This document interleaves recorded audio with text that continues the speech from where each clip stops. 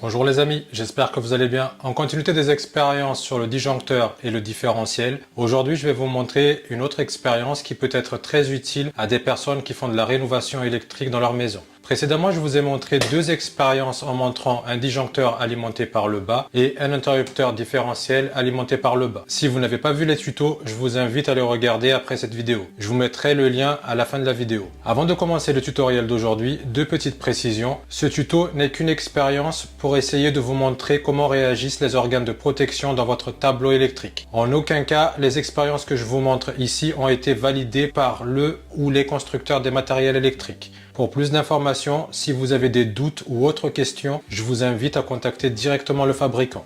Une dernière chose, je reçois beaucoup de questions dans les commentaires. Je m'efforce de répondre à chacun, mais malheureusement, je ne peux pas répondre à tout le monde. Je continue. Comme je l'ai dit précédemment, ce tutoriel peut être très utile à des personnes qui sont en train de faire de la rénovation électrique dans leur maison. Pour cette expérience, nous allons voir les conséquences qui peuvent y avoir dans une installation électrique si le fil neutre touche le fil de terre ou la masse. Est-ce que les organes de coupure dans votre tableau électrique vont réagir ou non? Comme d'habitude, une petite présentation des matériels avant de commencer l'expérience. Ici, j'ai mis un interrupteur différentiel qui est alimenté directement par mon disjoncteur différentiel général abonné. Ensuite, l'interrupteur différentiel 63 A 30 mA alimente ce disjoncteur divisionnaire 10 A. De ce disjoncteur, j'ai amené l'alimentation dans la boîte de dérivation avec le fil de terre. Pour des raisons de sécurité et pour clarifier le tutoriel, j'ai mis cette petite lampe commandée par cet interrupteur qui est là. Le tutoriel va être divisé en trois parties. En premier temps, nous allons voir l'état des organes de coupure si je fais toucher le fil neutre et le fil de terre dans la boîte de dérivation sans équipement, c'est-à-dire sans la lampe qui est ici. Deuxième étape, nous allons voir l'état des organes de coupure quand il y a une fuite de courant à la masse qui est la partie métallique de la lampe à partir du fil neutre, dans le cas où il y aurait un interrupteur qui commande l'équipement. Pour cette simulation, j'utilise du fil souple pour le neutre. Troisième étape, même configuration que la précédente étape, mais cette fois-ci, en cas de branchement direct de l'alimentation sur l'équipement, nous allons voir également l'état des organes de coupure en cas de défaut d'isolement entre le neutre et la terre. Quelques précisions importantes avant de commencer le tutoriel. Comme vous le savez, dans une installation électrique basse tension, il y a trois régimes de neutres, TT,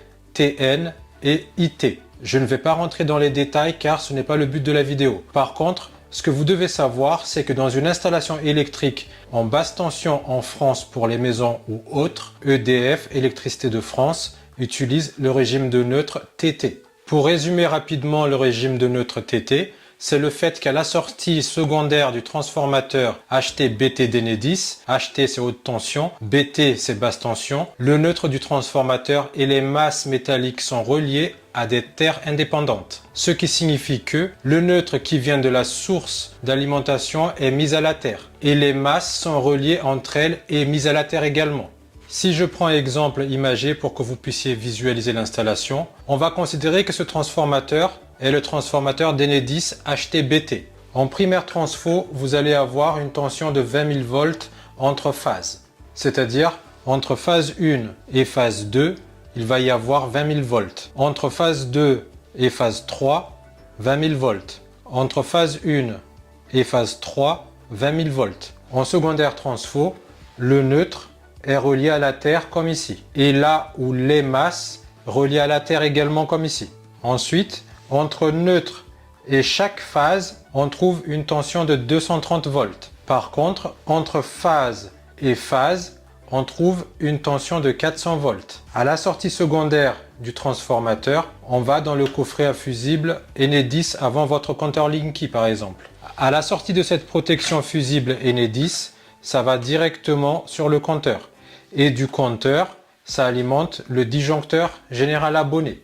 Ensuite, vous avez la terre générale de votre installation qui sera prise sous ce genre de dispositif. Et la terre de dessous va directement sur votre piquet de terre par exemple. Ce que je vous montre ici n'est qu'une image. Bien sûr, Enedis va répartir les phases. La phase 1 qui sort du secondaire transformateur peut être répartie dans plusieurs maisons par exemple. Idem pour la phase 2 et phase 3. Par ailleurs, en régime TT, aussitôt qu'un conducteur actif touche la terre ou une masse métallique reliée à la terre et engendre un défaut d'isolement, il doit y avoir une coupure qui sera assurée par un dispositif différentiel. Dans notre maison, c'est l'interrupteur différentiel ou disjoncteur différentiel qui assurera cette coupure. Une dernière remarque, ce qu'il faut faire attention, dans le cas où on touche la phase et la terre ou la phase et les masses métalliques qui sont raccordées à la terre, on est soumis à une tension de 230 volts, ce qui est très dangereux. Vous pouvez aussi trouver les autres régimes de neutres, IT par exemple dans les hôpitaux et TN dans le tertiaire. Maintenant que je vous ai parlé brièvement du régime de neutre TT, je vais rentrer dans le vif du sujet. C'est vrai que mon explication a été un peu longue, mais il est important, je trouve, de comprendre ce régime TT avant de commencer l'expérience. Je vais maintenant commencer par la première expérience. Pour la première expérience, comme vous le voyez dans la boîte de dérivation, j'ai séparé les fils qui viennent de mon tableau électrique des fils qui alimentent ma lampe. Pour le premier test, je vais faire toucher le fil neutre et le fil de terre dans la boîte de dérivation. Je mets à 1 mon disjoncteur abonné. Je mets à 1 l'interrupteur différentiel. Je mets à 1 le disjoncteur. À présent, je vais faire toucher le fil de terre et le fil neutre dans la boîte de dérivation.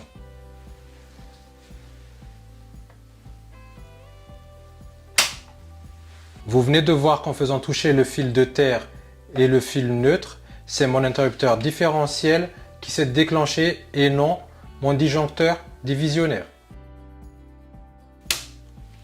Je vais modifier le câblage et je vais attaquer la deuxième expérience. Pour la deuxième étape de l'expérience, je vais utiliser cet interrupteur pour commander la lampe. Sans défaut d'isolement, quand je mets l'interrupteur à 1, la lampe s'allume.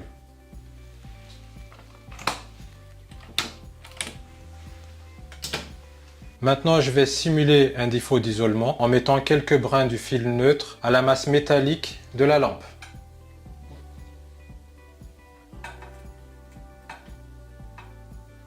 L'interrupteur qui commande la lampe à 1, je lève le disjoncteur divisionnaire, je lève l'interrupteur différentiel, je mets à 1 le disjoncteur abonné. Vous constatez que l'interrupteur différentiel s'est tout de suite déclenché. Je mets le disjoncteur abonné à 0. Même principe que ce test, par contre cette fois-ci, je vais mettre à 0 l'interrupteur qui commande la lampe. Je lève mon interrupteur différentiel. Je mets à 1 mon disjoncteur abonné. Vous venez de voir que l'interrupteur différentiel se déclenche encore, bien que l'interrupteur qui permet de commander la lampe soit coupé et que la phase du circuit n'arrive pas à ma lampe. Maintenant, pour la troisième expérience, je vais alimenter directement ma lampe sans passer par l'interrupteur. Je me mets en sécurité. Je vais modifier le câblage. Je viens de modifier le câblage et je vais passer au test. Ici, j'ai toujours mes brins de fil neutre qui touchent la partie métallique de la lampe. Petite information, cette partie métallique est reliée directement à la terre. Je mets à 1 mon interrupteur différentiel et mon disjoncteur divisionnaire. Je mets à 1 mon disjoncteur abonné. Vous venez de voir que l'interrupteur différentiel s'est encore déclenché. Ce tuto pour moi est important pour les personnes qui font de la rénovation de leur tableau électrique. Surtout si vous vous êtes passé de porte fusible au disjoncteur et interrupteur différentiel. Cela peut expliquer pourquoi vous avez le déclenchement de l'interrupteur différentiel. Maintenant, j'ai une question à vous poser. Dans notre maison, on est en régime TT, comme je l'ai précisé précédemment. Cela signifie que le neutre de l'alimentation est relié à la terre. Normalement, entre le neutre et la terre, on doit avoir 0 volts ou juste quelques volts. Si je prends exemple de mon installation qui est ici, avec ce multimètre automatique, quand je mesure entre le neutre et la terre, je constate que j'ai une continuité. Cela implique que le fil neutre et le fil de terre sont reliés. Quand je prends la mesure entre la phase et la terre, j'ai bien une tension de 230 volts. Donc ma question est, Vu que le fil neutre et le fil de terre sont reliés, pourquoi l'interrupteur différentiel qui est ici se déclenche à chaque fois, suite aux différents tests qu'on vient de voir. Mettez-moi en commentaire vos explications. J'espère que ce tutoriel vous a plu. Je vous dis à la prochaine pour une nouvelle vidéo. Au revoir.